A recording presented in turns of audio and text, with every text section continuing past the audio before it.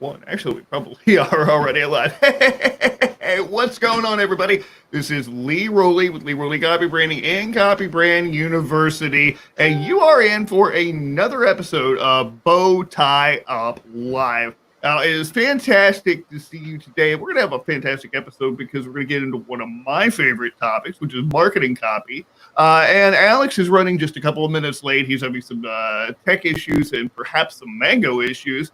So he'll be along shortly, but in the interim, I would like to throw this over to my guest, Cuyler Callahan. How you doing, my friend? I'm good. Yeah, excited to be on the show. Awesome. I am excited that you be on the show, and honestly, you're a brave soul because it was earlier today we had this copy session set up, and I woke up this morning and I told my wife Carla, I said, Carla, wait a minute. I know that I did something wrong here. And I was like, oh, crap. I scheduled the coaching session and BowtieUP Live at the same time. Well, how the hell did I do that? Well, you know, it's Lee. It's just things like that happen. So I said, you know, hey, I'll tell you what. Why don't we do it on the live show? That way everybody can benefit because we all need to sharpen our marketing copy skills. If you're a social media consultant, if you're a copywriter, if you're a business owner, knowing how to create messages that resonate with your audience is so important to being able to get an edge over the competition these days. So I really appreciate that you're willing to do that. No problem. All right. Well, listen, before we get into it, can you tell me a little bit about your copywriting career? I know you got some other things going on, and that's not your only gig right now, but just introduce us to your world and what you've got going on. Okay. Yeah. So I've been in and out of the marketing scene, I guess, since probably like 2010. I always found that the writing itself, the copy itself, was always what I enjoyed the most. I've always been interested in writing. And so I guess it's been fairly recently I decided, well, why don't I just kind of take that dive in and say, I like writing, I like marketing, and combine it and see if I can make it as a copywriter. So that's what and I decided to start all this up right in the middle of this COVID thing. So some people said, well, why would you try starting up a new business or something, you know, when else is going on? And I said, well, might as well. I mean, I think global upheaval is the perfect time to try something new. Why the heck wouldn't you? What kind of silly question is that? Well, that's for the risk averse. I get that. And it's a smart move because honestly, there are people who can make it as fiction writers or people who make it in other types of writing. But for me, the best bang for your buck comes from copywriting. And, you know, for no small reason, too, because if you have good, solid copywriting skills and you can write copy that doesn't look like copy, then you can make your clients a ton of money. And that makes you a very, very valuable asset to them. Yeah, well, and I think if you can be really good at copy, which is, you know, you want nice, tight copy, you got to be able to move people through to take action, and you want to do it with the least amount of words possible, you know, because people are distracted. I mean, if you can do that, it's going to end up I guess drifting over into some of the other types of writing, like fiction or other nonfiction. You know, sometimes copywriters will always have their fiction on the side that they like to write, and so they can end up writing really good stuff just because they know how to really keep people flowing through the words. It's interesting. How do you think that the fiction writing and copywriting, is there any dovetail there? Oh, I think so. You know, copywriting, and you need to be able to tell a good story, right? People resonate really well with that, and so obviously if you can tell a really good story in your copywriting and you keep people engaged and they become buyers, it's going to obviously work well with your fiction as well. Right. I've known of a few different copywriters that I didn't know they were copywriters until I had read their fiction and kind of learned a little bit about their career and found out they were copywriters after, and they were really good. Like can't put the books down, right? So.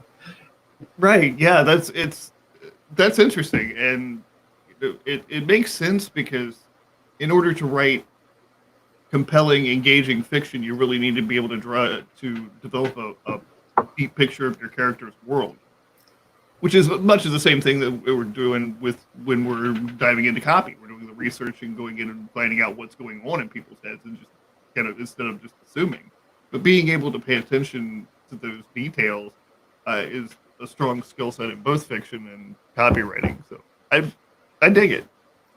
So you also said you are spending some time working on a dairy farm. Is that right? Yeah, I work part-time at a dairy farm 10 minutes away. Yeah. And so before the show, we were talking a little bit about how, that having that space, that mental space can actually improve your creativity for copywriting, for, any type of writing or creative endeavor. So, for you, what's that like? I mean, you just kind of disappear. You say you've got the earbuds and the podcasts, and like that just takes you away from the everyday space. Yeah, so I like often I'll show up at the barn in the morning. I'm all by myself. Nobody's in the barn. It's just me and the cows. And I'll go put in my Galaxy Buds and put on a good book. Like quite often it's knowledge based. Like lately I've been listening to a lot of copywriting and a lot of marketing books or podcasts. That's actually how I found out about you. I was listening to the GKIC podcast, and you come on as one of the guests. So that's I was actually in the barn when I was listening to that. And so you just kind of go do your work with the cows and listen, and you get a lot of thoughts.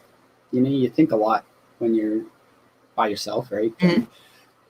So yeah, that's a good, and I like doing it in the morning, because I'll wake up and you go and you're a little bit groggy, and so you go to the barn, and by the time you're done your work for the day there, you're all kind of clear-headed and ready to come back and put all those thoughts into action. Yeah, exactly. Now, do you use any sort of voice recorder or anything if you happen to think of things while you're working? Quite often I'll use just my Samsung Notes on my phone and just pop that up, and I sometimes I'll speak it if I'm don't have my hands really available. I'll just use the Google voice record, and it'll just type it out for me, and then I'll do that. Yeah, exactly. I found that for me, between the voice recorder app on my phone and Rocketbook, which you keep plugging, hey, Rocketbook CEO, come be on our show. We're tired of saying it. All right. So we love our Rocketbooks around here, because if you're not familiar, you can write on it, take a picture, upload the page, and then erase it and write on it again. So same sort of thing. Plus, they're pretty much waterproof, which helps. I would assume that would be helpful in a dairy setting. Yeah, but I use I got the Note 10 with the little stylus pen. Yes.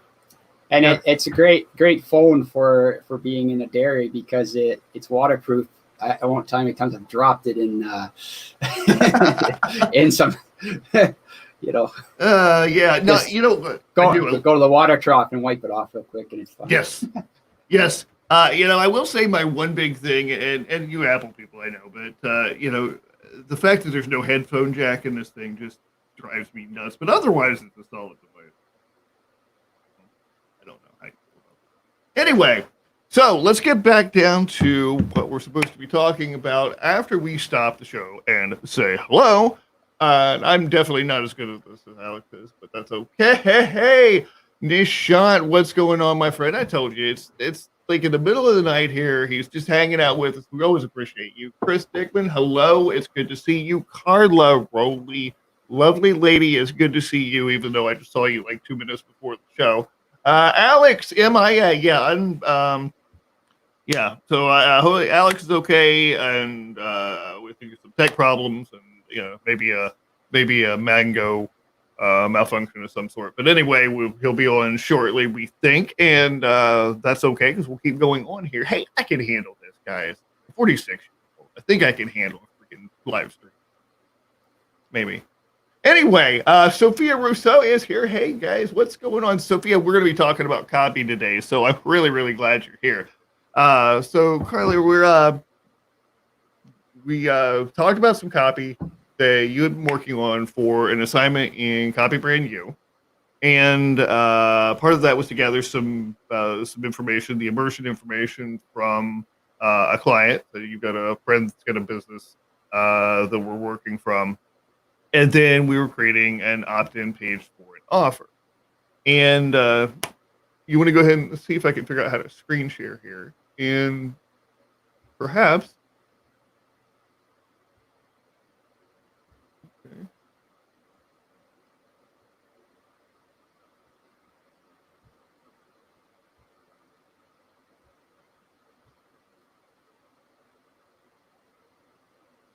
All right. So tell us about your friend's company and the offer.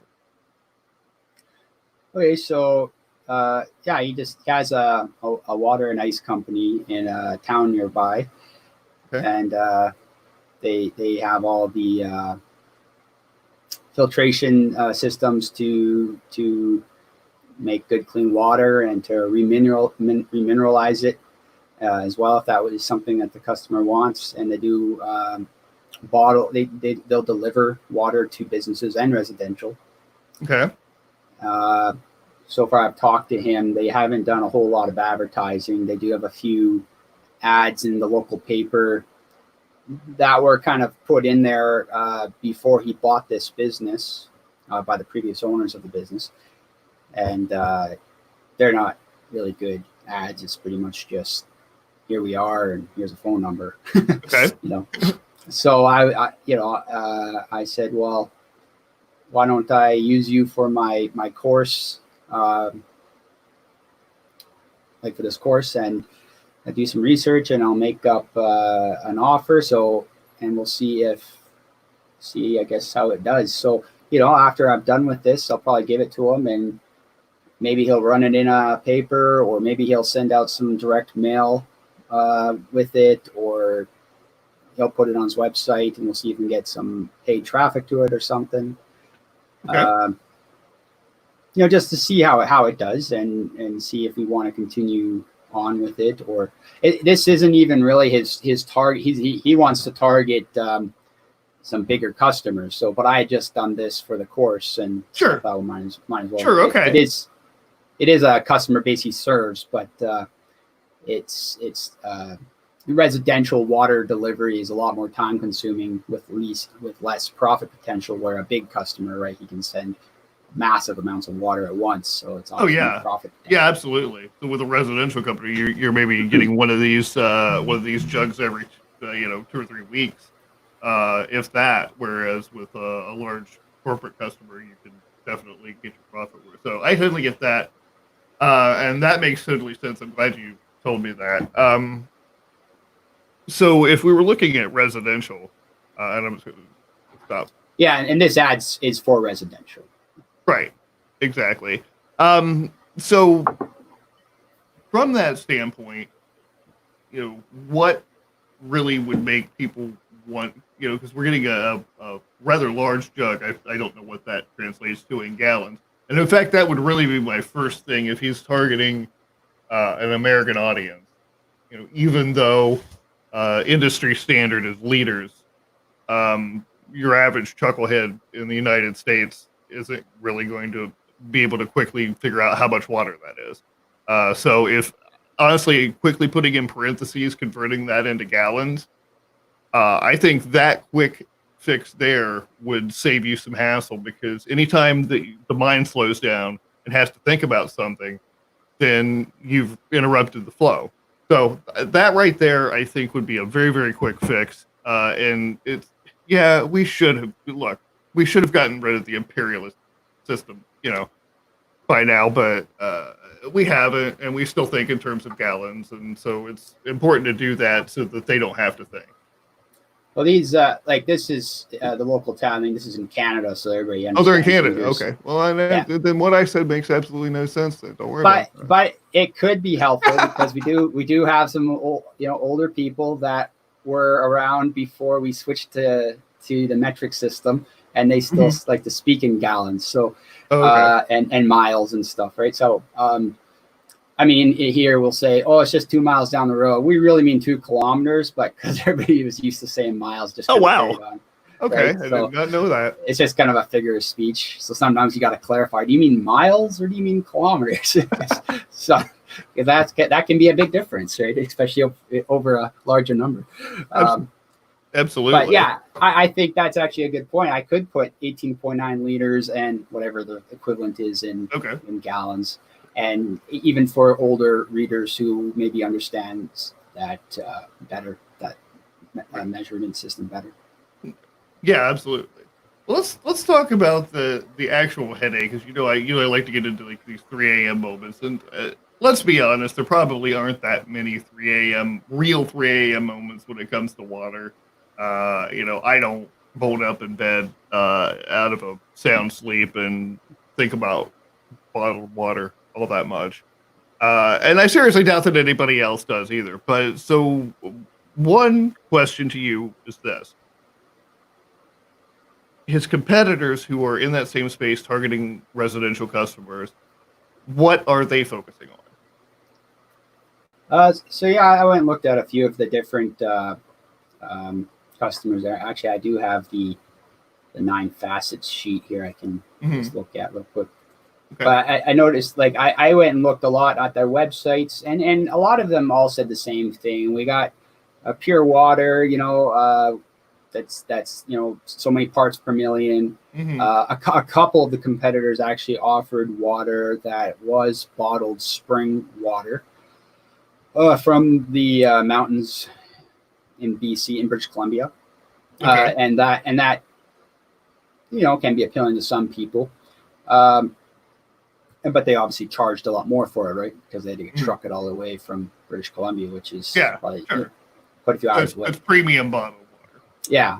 But for the average water company that was taking the municipal water supply, filtering it, and removing all like the fluorides and chlorines, a lot of them had the same thing. But what I had kind of picked up on here was there was definitely a few things that were key of mind, I guess, in a customer's when they're looking for water, and that was, does it taste good? Is it safe? And is it healthy? Right. And now people obviously understand that water is healthy, but I found a lot of insights on review sites and consumeraffairs.com talking about other bottled water companies. I don't know if I want to say names, but you don't have to. So I'm so sorry to jump in here. Collier, great to meet you, first of all. Sorry to be so late, but I was about to say, man, this conversation is feeling kind of dry because we were talking about water. It is completely dry. The puns are my thing. But how's it going, man? I know we haven't got a chance to get introduced, and thank you to the audience for waiting for me, and for Nishant, my boy, for saying Alex MIA. I'm here, present and accounted for you, Nishant, so no worries. I did bow tie up for you today. And also hello to everybody out there in the audience. I'm Nishant, Chris, Carla, Sophia, and Anita, all jumping in on LinkedIn. How's it going, guys? So with that in mind, Mr. Callahan, give me a rundown, my friend. Who are you? What do you do? And why the heck are we talking about clean water? Or are we talking dirty water? Because I know there's a difference. I've got a client in dirty water, so I probably know your lingo. Okay. Yeah, so I talked to Rowley a bit, or Lee there, about I'm from Canada, Alberta.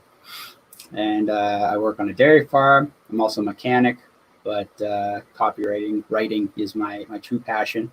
And I want and I'm working on my own copywriting services. And so I wrote a piece of copy through his Copy Brand University course, and yeah, we're just kind of going over it and seeing how it was all put together, I guess here. Yeah.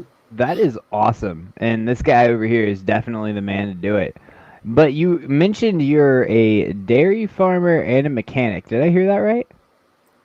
Yeah, so the mechanic is, one of those pay the bill type jobs. Okay, so you don't mean like you're not a mechanic on a dairy farm. You're a mechanic and a dairy farm. Sometimes if the tractor breaks down, yeah, I'll work on that. But the dairy farm, I'm mostly working with the cows in the barn. And that's something it brings an additional income for my family, but I do truly enjoy it. I grew up on a farm, in a beef farm growing up, so I do like the cows. What's the difference between a dairy farm and a beef farm? I am completely ignorant to everything, so... The beef cows, those are the ones you eat. and you don't get milk from the ones that you're going to eat? Well, you can. On our beef farm, we did have a few cows that we milked. But they don't produce as much milk, so they're mainly raised for beef for consumption. And then the dairy farm, you can eat those cows too, but they are bred specifically for milk production, so they produce a lot more milk. So do you just have cows on the dairy farm, or do you have other animals? Oh, there's a couple random sheep running around. Can't keep them in the pen. Sometimes we have some pigs. Actually, yeah, there is a sheep dairy industry. I know there's a couple sheep and goats, goat and sheep. I've heard goat. Yeah, there are industries for that milk. I know there's a couple sheep barns in Alberta. It's kind of a newer. It's bigger over in I think Asia, but it is newer in Canada, and I'm sure down in the States. And the goat dairy is a bit more mature than the sheep dairy, but. So by mature dairy, it almost terrifies me to ask this, but what in the heck does that mean, man? Oh, sorry. Mature. I mean the industry, the okay. Like the sheep dairy is a newer addition to the dairy economy in North America, and the obviously the cow dairy is the oldest industry in North America, with the goat dairy being it's been fairly well established as well, but the sheep's newer. I don't know why I find that absolutely just mind-boggling that there's such a boom in dairy industry. Like, I think about milk from cows a lot, but when you think about goats and sheep giving you milk, I'm like, that just gets crazy to me. So awesome to meet you. Great to connect to somebody who owns a dairy farm and a copywriter at that, man. You got to be kidding me. How do you go from bovines to boss words? Like, where does that transition occur? Okay, just clear. I don't own the dairy. I work on the dairy. With the cows. But I've been working with cows since I was a kid. Okay. Because my dad's a beef farmer, and now I work for a dairy farm. But yeah, I've always been interested in writing since a child. I think maybe it was my grandmother who really got me into it. I started writing. I mean, I'm 30 years old, but I started writing on an electric type. Actually, before we had electric typewriter, we didn't have a computer when I was a kid. We lived in the middle of nowhere, and that wasn't really a thing we had back at that time. But I first started writing on an actual old ribbon typewriter, non-electric, that I found at a garage sale, and my mom paid for it for me. I think she paid $5 for this old typewriter. And then they had an electric typewriter, and I got into that. And then I think probably by the time I was 10 or 11, 12, around there, we got an old Windows 3.1. But it was so slow, because I stayed with the electric typewriter for a while. And I wrote my first couple stories, and I'd sent those into some publishers as a kid, and obviously they didn't get accepted. That's still such grit. I mean, you wrote whole stories and sent them into publishers on your electric typewriter. That is not something I have ever heard before, so kudos to you for that.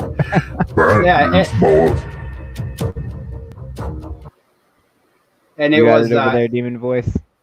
I'm good. Oh, what little special sound do you have going on right now? I had nothing. I'm still waiting for you to wake up. I actually was dead asleep. I woke up at 4:06 today. No, not even 4:06. Oh gosh, it was actually 4:26. Take that back. So sorry, guys. Sincerely, I think it's like the third meeting in a row that I was late to, and the first one that I didn't completely miss. So yay, good for me. That's all right. We got you back. Yeah, you do. Thanks for waiting for me. And Cuyler, excuse me, is that how you say your name? Is it Cuyler? It's Cuyler. Cuyler. Just like Cuyler with a K, but it's spelled. See, because that's a really dope name. I love the name Cuyler. I'm horrible with names. Probably the worst. Thank gosh to my buddy Nishant out in the audience. He's the first person that got his name right away, and then he's like, "Thank you for getting my name right." So now I have to get it right every time, and I make sure to say it because it's one of the few that I know. So Cuyler, wonderful story. So you love writing copy. You learned on this electric typewriter. When I joined in the call, we were talking about water. So where is the transition between your paying the bills and your passion? What makes you excited about copywriting, about copy branding, about copy brand you, about the things that you're going to learn? Where's your passion for writing, and how does that play into that determination from getting away from just paying the bills with being a mechanic or a dairy farmer or any of these other cool capacities and going over to writing slick copy? Yeah, so I've been off and on with the marketing thing since probably 2005. I was 16 at the time, and I'd always get it. Obviously you get on the internet and you get all these sales letters and you think, oh man, they talk it up and they make it awesome. So yeah, I started probably where everybody else started, where you just get sucked into all these little programs and stuff. And I think the very first one was a guy who's called the Rich Dirk, richdirk.com. I don't know if Jesus, I remember that guy. No way. Yeah. Is he still around? I don't think so. I don't think he's still around. Well, he might maybe in some other capacity, but I don't think he's the richdirk.com. I don't think it was pretty much just create websites, put a bunch of AdSense on there, and then buy a bunch of paid traffic to the AdSense ads. Oh, that dude was a tool. What? Why would you do that? I think Google ended up shutting that down. Yeah, it doesn't work like that. Mm-mm. No, yeah, it's Google shut that. Doesn't work like that anymore. So see you later, 2005, because I remember those Wild West days. The meta keyword tag. Oh my gosh. Keyword stuffing. Make it the same color as the background. Text. No one will notice. Yeah, no one will notice. Don't worry, Gabriel, man. He said great to be on the show. He's glad to be on the show. What's Lee drinking today? Don't worry, it's just coffee and orange. That's what he's always going to tell you. Yeah. Is that what kind of Coke is that? Orange Coke? It's orange vanilla Coke. It's the test. Orange vanilla Coke? Yes. Is it delicious? Yes. That sounds really good. I'm drinking. You guys got Ultra Sunrise Monster. So orange vanilla Coke sounds a lot better. What's up, Kyler? Oh, I said you guys got a lot more flavors of Coke down in the States than we get up here in Canada. What kind of flavor of Coke do you have? There's a Coke disparity going on? I think we got cherry, vanilla, and Coke. Do you have Coke Zero? Diet Coke? Caffeine? We got Coke. Oh, we got Coke Zero and Diet Coke. But I do know some of my friends who go down to the States. They always bring back truckloads of different flavored Cokes. Because you guys got a lot better flavors down there. Cinnamon Coke was the test. Cinnamon Coke was a Christmas thing. You could only get it for like 2 or 3 weeks, but that stuff's amazing. See, stuff like that. And then it rots your teeth out. Like, you guys want to talk about copy for a second. Let's talk about the way that these freaking soda companies have created sodas that they release at specific times during the year to build this feeling of almost, it's not even loyalty. It's like reminiscing. Like you almost romanticize this twilight period of these 2 weeks where the Sprite Cranberry is out. How the hell did that happen? Like, how did we get convinced that these things are so valuable? Yeah. it's amazing, and half the time they're not even good. Back when I drank alcohol, every year they come out with pumpkin beer, and I'd get the pumpkin beer. It sucked every year, but it was like every fall it was you make a batch of chili, and it's like gonna go get some of that pumpkin beer, and it was terrible. And I'd ask myself why I did it, and then I'd do it again next year. But it is just that nostalgia. Thank you, Kevin McDowell. That's the word I was looking for. Yes, absolutely. Crown and Coke. What kind of Crown, Gabriel? Because Crown and Coke is awesome. I love a little vanilla Crown and Coke. It's the way to go. But tell me what you got going on, bro. Well, I think we're going to go over some copy here. I'm so sorry. I derailed the conversation with Coke and cows. That's okay. Now that Alex is up to speed, thank you, everyone. It's good to see you today. And all right, we got some stuff going over on here on Facebook too. But I'm not my Italian is rusty. So it's Italian. Hold on, I'll use a translator. No worry, Jessica. I'll pick up and get you translated and get you an answer. True story. I found out in Italy that I couldn't speak Italian very well. I thought it was a good thing, and I thought I had it down pat. And then Carla broke a flip flop, and I'm running all over Venice trying to remember the Italian word for shoe. It never did come up with it. So let's get back to copy. Lee, take it back to your regularly scheduled interruption while I catch up with some of these guys in the comments. For sure. So I'm just going to kind of keep the copy comments general, and I'm going to go back to the share screen for a little bit while we're catching up because, I know this is a theoretical exercise, and so as we've talked about the liters versus gallons, and that's the thing. So overall, I would look at the idea of convenience as well as the purity, because as you said, you've looked at the competitors. They're all talking about the purity. They're all basically saying the same things, I'm sure. But what could we compare that to? How big is the actual bottled water industry in that area? I mean, as far as, where you buy like a 32 pack of 16-ounce bottles or 20-ounce bottles or whatever. Is that a thing there? Yeah, bottled water is definitely, you can buy large flats of it, and most grocery stores will have a bottle exchange system. You can just walk in, grab another bottle, like the big 18 9-meter. So I can tell you just from experience that's a pain in the ass. It really is. I mean, it's, every time you go to the store, you got to lug a couple of flats of water up the stairs. It's annoying. And plus it's wasting plastic. I mean, we're talking about from a residential standpoint where you've got everybody talking about purity, would it make sense to touch on the fact that if you really kind of pointed out what it's like to have a flat of water over each shoulder, trying to balance it, walking up the stairs to your home, and how big of a pain in the ass that is, then that's something that's going to resonate with somebody who's ever done that. I mean, you could talk about how tap water tastes awful. We all know that experience. And for those of us who bought bottled water by the case or by the flat, we all know that experience. So tap into those experiences that they already know, and then translate how your client has a better solution. Okay. Yeah. So I mean, I guess maybe paint the picture a little better. Like it is mentioned that it's delivered right to them, but I could point out that that's not something, because I don't think every water company does do residential delivery, right? So even if somebody doesn't do, or they do residential delivery, it doesn't matter if another company does it. It matters if another company's advertising it. Because if you can get out in front of a consumer, you just have to be the first one to give them that message that they listen to before they've heard it somewhere else, or after they've heard it somewhere else in a more meaningful way. Right. Exactly. Okay.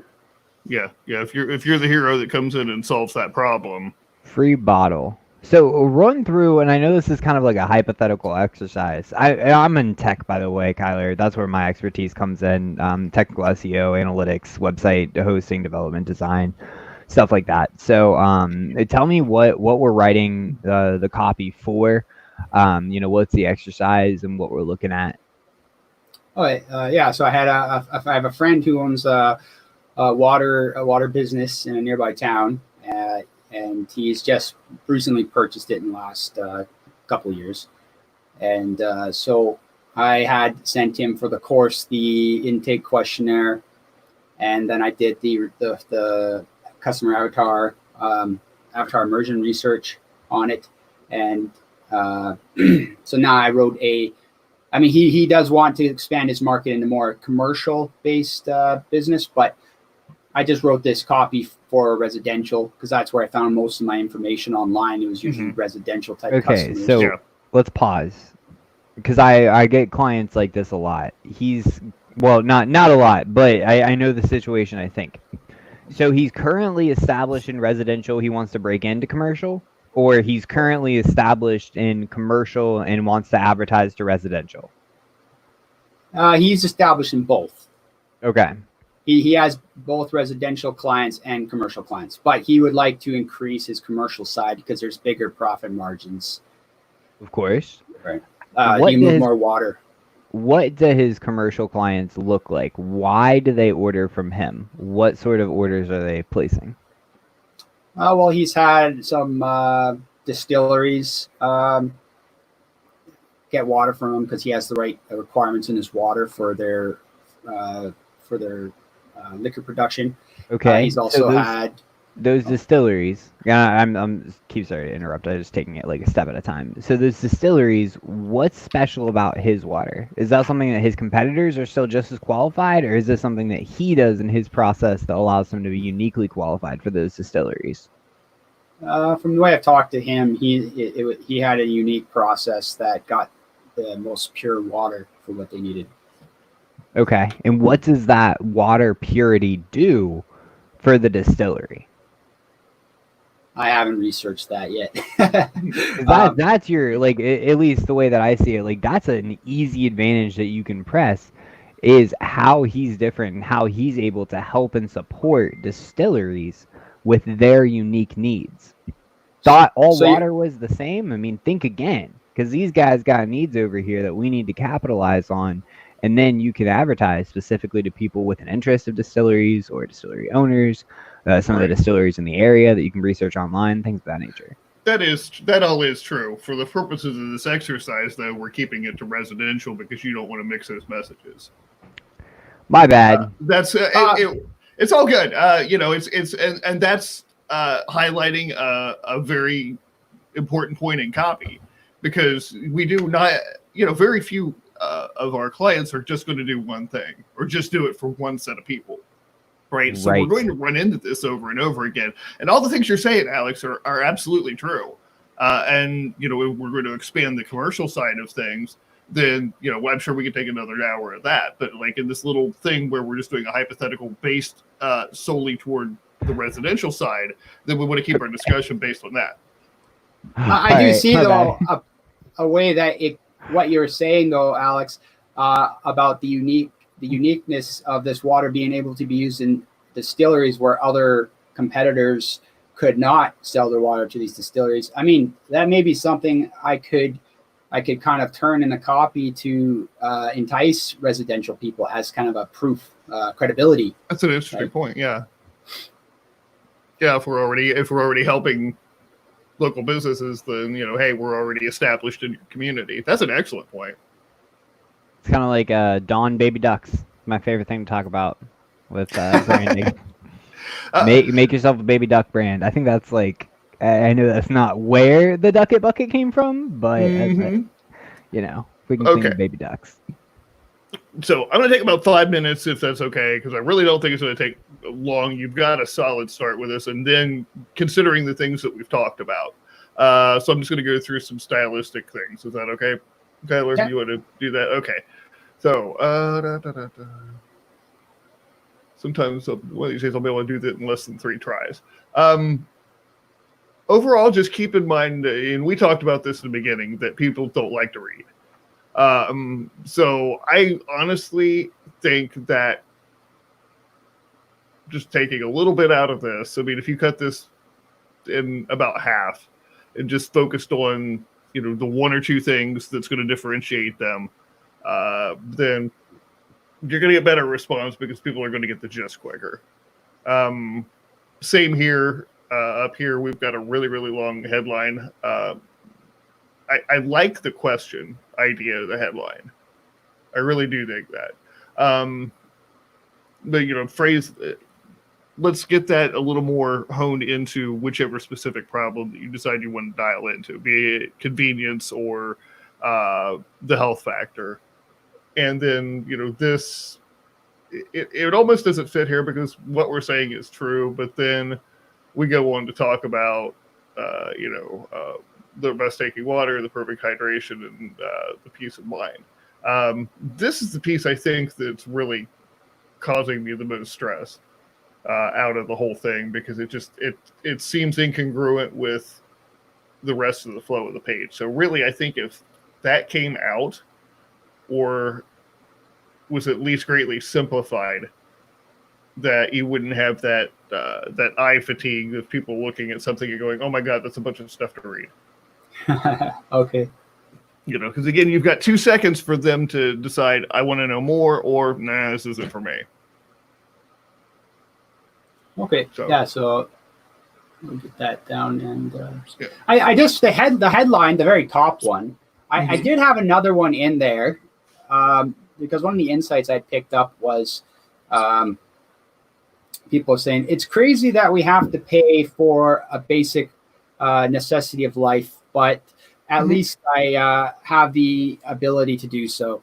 And so my first title in there was, isn't it crazy that you have to pay for a basic necessity of life, as kind of like an eye catcher. Now, I don't know if you think that might have been a better version, a better alternative, or do you think what I have there is more specific to the message? Well, who's reading it? It would be like homeowners, residential people. General homeowners in the area. Yeah. Well, are they going to? Well, they're probably going to pay less versus buying bottled water, right? By the case. So I mean, if you have to pay for clean water, might as well pay less and get the convenience of having it delivered. What you told me about this copy structure one time, I always found it fascinating. I can't remember exactly what it was, and I'm sure you'll know. But it started with like teasing the promised land. Mm-hmm. You know what I'm talking about? Yeah, exactly. Is that what applies here? Because that's what keeps kind of running back in my mind. Is that's like the angle that I try to look at it through. Yep. Can you chime in on that? Yeah. Absolutely. I don't know how to explain it. Yeah, no, I see what you're saying. So you're painting the promise, painting the after, so to speak. So the great tasting, clean, healthy water on tap, or not on tap. You don't want to use on tap because that would be a terrible thing to say. But at your fingertips, on demand. Something other than on tap, which implies something else in this particular instance. Well, think about like DiGiorno. It's not delivery. Yeah. It's DiGiorno. Yeah, it's not tap. I like it's on that. demand. Yeah. Type style. Oh, that's interesting. You can tell we do this all the time. We get bored when we think about business. Yeah. So it's really bad. No like why that. Pay for it. I really do like that. What do you think, Cuyler? As far as like painting that after promised land idea in the headline. So kind of what their life would be like with the bottled water delivery. So I guess I could put something like healthy water, like maybe I'm not really quick with thinking on. No, that's cool. Head, I mean, which I'm just we're just working through it up to. But it could be like they're getting tasty, healthy water. Good, I guess. I don't know how you'd say that, but I'd have to think about it. But I guess the benefits of this is obviously it tastes good, it's healthy, and it's safe. So if Yeah. I could somehow put that in And it's picture their delivered. head, and it's delivered, so I Yeah. could put like And it's different. Yeah. Yeah. Not their normal water. Because if you think about it, and here's what I'm hearing: it tastes good, it's healthy, and it's safe. As a regular water drinker, I think all water tastes good, is healthy, and it's safe. So you got to convince me that maybe the water that I'm drinking could be better. What if there's a new level to water? Why the fuck should I buy bottled water instead of walking to my nearest water fountain, or go tapping into a fire hydrant, or Right. licking a puddle off the ground? You gotta convince me. Don't want any puddle lickers around here getting confused. there's some cows in that barn that drink some water off the floor when there's a trough right beside them. That's a better analogy, yes. Oh. Damn it. All right. I didn't really think the first spit take on BowtieUP was going to be me. I'm glad it was. But there you go. So I'm playing around with like easy as your tap, the freshest. I mean, I don't know what the hell, something like that. To make that comparison, that like it's as easy as walking over to your tap, except it tastes a hell of a lot better and it's cleaner. Yeah, I think that's good because they're going to deliver it to your door. So pretty much they're not going to the store to grab it or standing at a fill station. They're getting the quality of bottled water delivered right to them, and all they gotta do is pour it into the glass. So I like that. I think that. I guess we could probably work something like that in. Yeah, absolutely. Play with that idea with the title, and then we can go back over it and go from there. Because this is an iterative process. I just want people to understand that, because people have this sense that copywriters just throw stuff on a page and it's magic, and this stuff is hard work. This stuff is several drafts. It's a lot of bouncing back and forth. If you're going to get really good at it and write the kind of copy that really resonates with people, there's a lot of work to it. And this is the behind the scenes type of stuff that happens when you're really, really developing your skills as a copywriter. That's why I was really excited to bring you on, Cuyler, because I want people to see this, because there's so many people out there that's just like, oh, well, here's a stack of templates, and just don't, you don't need to give your client anything special. Just grab a template and fill in the blanks and send them on their way. Who cares whether they make any money or not? Well, you should care if they make money or not, because that That's why affects they hire whether they you. come back. Yeah, exactly. If you don't do what you promised them or what your service is supposed to do for them, then why would they come back to you? And that means Right. you're constantly onboarding clients. Onboarding clients all the time sucks. And if you have ones coming out if they're going out the back door, I'm thinking, I talk to gym owners who deal with this all the time. They're constantly onboarding because there are people constantly falling off. We have that in all service businesses. So bringing them in and then keeping them coming back is the key to a stable business. Definitely over constantly onboarding people and having them fall out the back end because you're not doing your damn job. Mm-hmm. So that's a great start. We got a bunch of comments flying around over here, Alex. Yeah, man. I've been trying to keep up with them and do some responses, but throwing out, I know we got some stuff coming through on actually YouTube, because my man Gabriel over there threw up a sub on our channel. So thanks, guys. Thank you. Thanks, Guy. Thank you, Gabriel. You're awesome. We need more ducks and 3-part harmonies. I can't do a 3-part harmony with my voice. I think I can do. Knew it. Knew we could do it. Yes, we do. 3-part harmony. And also, Jessica on Facebook, the one who was talking Italian, I was trying to translate some of the stuff, and either Google Translate's doing me wrong or something, but can you restate what you were asking? I think it was something to do with like kind of getting through without really quite knowing what you're doing. I could be wrong there again with translations, but let me know so we can answer your question. Over here on LinkedIn, question from Nishant for you, Lee, here. He says, hey, I'm stuck with my avatar immersion assignment. Last 3 facets are not there, and hence I'm unable to proceed. Okay, well, that doesn't. Okay, you don't have. They're not checkboxes. Okay, it's not like you have to find all 9 or you can't pass go. These are simply 9 different areas that you can look for information to connect with that person through your copy. You may find 1, you may find 7 or 8, you may find all 9. If you don't find all 9, don't worry about it. You don't have to have all of them. And maybe that's something that I need to emphasize more in the next version of the book. I apologize that I didn't. If I didn't clarify that, but thank you for letting me for asking that question. It lets me know. Really, even if you've only got 2 or 3 to work with, I mean, you're way ahead of the game, and you're way ahead of other copywriters out there who aren't putting in that work and looking for that information at all. Does that make any sense? Let us know, Nishant. Yeah, we'll know in about 35 tell me in seconds. like 35 seconds or so. There's like the going rate 30 seconds. 30 seconds. Yeah. No, I want to know if this makes sense. You know, it makes sense. And also to answer another question, Matthew was asking earlier on the residential to commercial note. Is it better to have a residential and a commercial site in this example, or is a separate page on one site enough? My answer to that was separate page, same site. I typically don't recommend splitting sites because you have to rank them differently.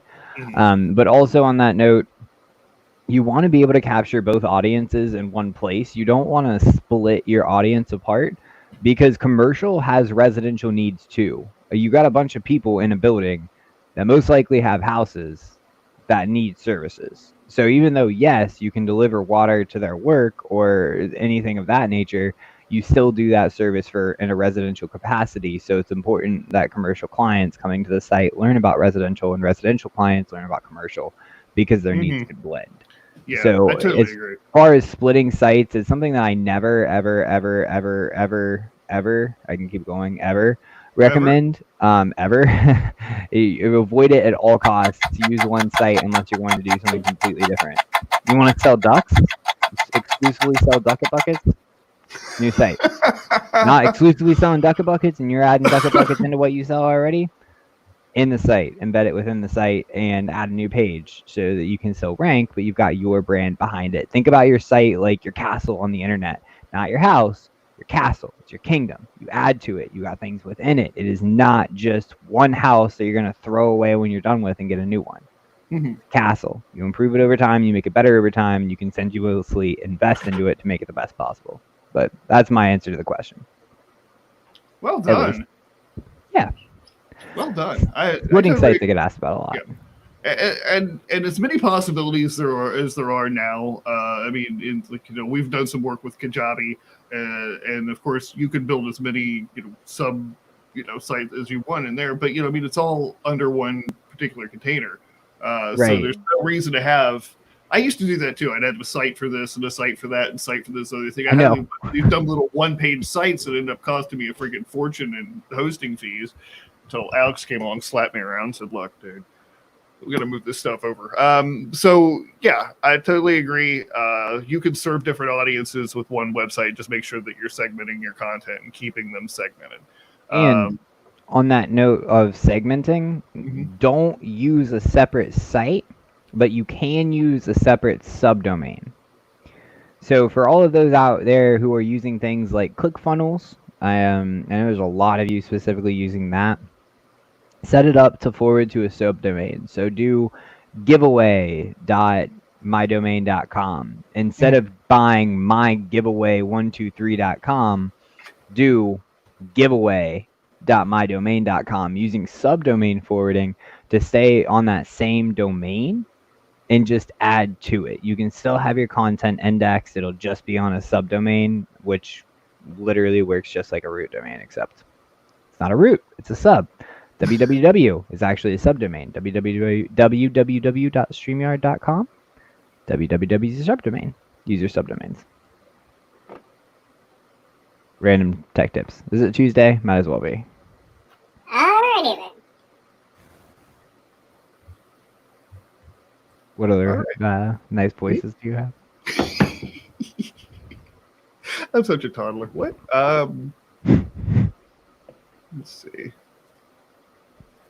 I don't know. What about this one? That's not even doing. Oh, no, What do you think about one? Is that the one that you did? No, you did the speaker one yesterday for your final thoughts, didn't you? Yes, I did. You got a problem with that? I loved it, actually. I thought it was incredible. It should be done every time. All right. I love the speaker. I love all of them, honestly, all your noises. But let's get back to copy, because we were supposed to be going through Kyler's copy down here and Yeah, telling we him all are. the wonderful things we can improve. I hope you've learned something, Kyler. Hope I haven't I derailed definitely am. everything. Yeah. He's learned not to come on live streams with strange men. Oh, seriously. No, the thing is that when I read the copy, I'm like, okay, it needs shortened, and that first headline needs to be reworked, and it's a good start. So, I mean, I don't see necessarily a point in picking apart every sentence because I don't think that you necessarily need that. I think that this is what I do in a lot of the coaching sessions. It's where I'm not sitting and rewriting things word for word with you, but going through and each piece of it and saying, okay, here's where we can make that better. Here's where we can shore things up to resonate better with the end user. And then, they go back and go, okay, here we write it, and then we come back and do it again. So this really isn't far off, except for, some of the silly voices and things like that. I usually don't do those on my coaching sessions. I suppose I could. That would add to it, for sure. I could do the pop singer auto-tune thing. We've got Okay, I like your pop singer. That's pretty cool. I'm in love with the way you make my coffee. I've already I'm become a done. fanboy. As always. You guys know what time it is. It's 5:18. We gotta jump into final thoughts. So, final thoughts. Kyler, you got 30 seconds. 45 seconds, minute and a half, or however long you want. You'll be up on center screen, and you get to leave the audience with your lasting impression for the day. Super simple, super low key, no pressure. The screen is on. Oh, wow. Okay, my final thoughts. They put me on the spot here. Hey, you got this. No worries.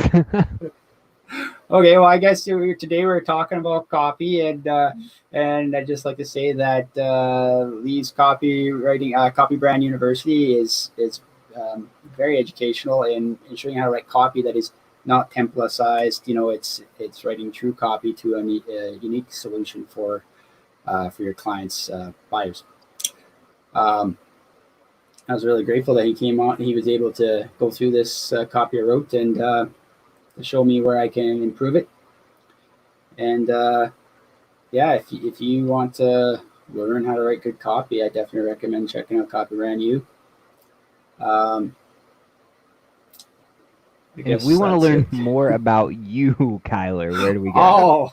Okay. I got a website, CuylerCallahan.com, and I'm on LinkedIn and I'm on Facebook.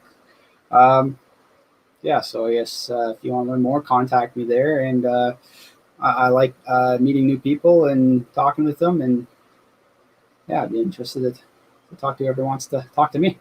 Real quick before we just to give you a little more agony of being on on front screen there, you talked about possibly looking into like agricultural copy, and so that's something that if somebody is in need of that, definitely would reach out. I honestly don't know anybody who does that. Yeah, for sure. I would love to work with anybody in the agriculture industry, farmers who are trying to do direct to consumer marketing. Anybody that services the agricultural industry, equipment dealerships, guys that do repairs on barns, or guys that have custom farming operations. Anything I would in the agriculture industry, I'd be willing to talk to you and try to help you out. Awesome. Okay, we'll take you off the hook now. There we go. Good job, Kyler. Sorry, I probably should have warned you about that, but I wasn't on the pre-show to tell you about final thoughts because I was asleep. So. Yeah, we're honest. All right, brother, go ahead. Do you want to go first, Lee, or you want me to? We always I'll do go. this. You go right ahead, man. I'm still Figuring out what you're gonna say. Me too. Yeah. It's all good. Oh, okay. I'll have figured it out by the time I get through this. So, what's up, friends? Thank you so much for joining us as always for another bow tie up. So I couldn't be with you for the first like 20 minutes, but of course, I'll point both ways. These awesome guys had me covered and had you some awesome edutainment for while I was away, and so you still had something to watch on LinkedIn. Today, I thought we had a really, really great show. Very, very, very excited to have you on, Cuyler, and see kind of what you got going on and some of the copy that you're writing. And I actually just had a chance to look at your website while I was filibustering in the meantime. And it looks wonderful, by the way. You did a really, really tremendous job with making great use of your white space. You used pictures sporadically but effectively. And overall, I thought you did a really solid job on the site. So good job. Thank you. But on a different note, as I always say, guys, you know what I'm going to ask you to do. Do one thing, which is be a better person today than you were yesterday. And some days you're going to fail. Honestly, I feel like today for me is probably a failure because I haven't been up for a whole lot. But that's just completely different reasons. So I can't, I'll say when I'm being a hypocrite and not. So that's me right now. But for sure, sending mad love and encouragement all your guys' way as we get through the week, get through the month, get through the year, get through the day. But as always, we bow tie up and we're here to stay. Make it rhyme to end the day. That's hey. Right. Well done, Alex. And you know what? I don't see that as a failure at all. I mean, we've proven over and over again that as real people with real lives, real issues, that we can still put on one hell of a video cast every day. And real issues. Real issues, yes, real issues. And we have final thoughts or what? Can't with the heart.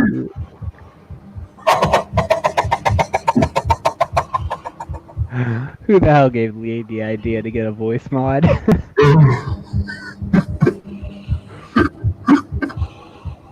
Calling all units. We have the 5150. Calling all units. We have a 5150 in progress. Calling all units. Yeah, that was a bad idea. Okay, my final thought again is just simply, guys, you know, I love being able to do this every day, to share what I've learned over the last 12 years and just be able to mix it up with you guys on the live stream every day and bring a little entertainment to you. I know that things get boring. We're all sequestered here. We're getting tired of looking at ourselves. We're getting tired of looking at each other. So I hope that you have enjoyed and gotten something out of this episode of Bow Tie Up Live that you can take something away for your own marketing. And if not, I hope you've at least had a laugh or two and that you'll come back because, look, we want people watching this show. Otherwise, we're just playing this for like ourselves. And that just doesn't work for me, you know? So I think I'm going to go ahead and wrap up this final thought and